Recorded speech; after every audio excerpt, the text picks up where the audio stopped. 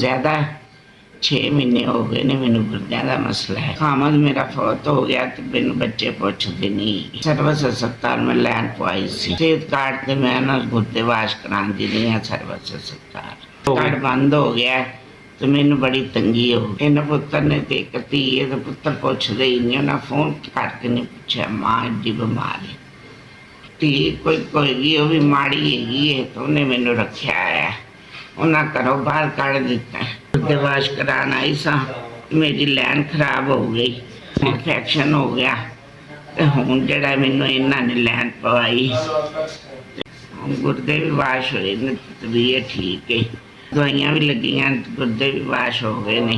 धी मेरी किराए ते रहिंदी है, ਅਸੀਂ ਅਫੋਰਡ नहीं कर सकते। ने 18,000 बिल बनाया, मैं कितों देना है। तो पुछते नहीं, खामद है नहीं, 12 साल हो गए ने मरे नूं।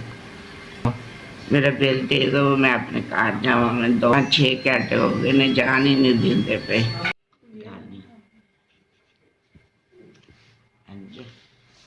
10 15 16 17 2 518 एस भी तुहाडे दारे का बहुत शुक्रिया। जिहड़ा 18,000 रुपया दिता है, तुहाडी बड़ी बड़ी मेहरबानी।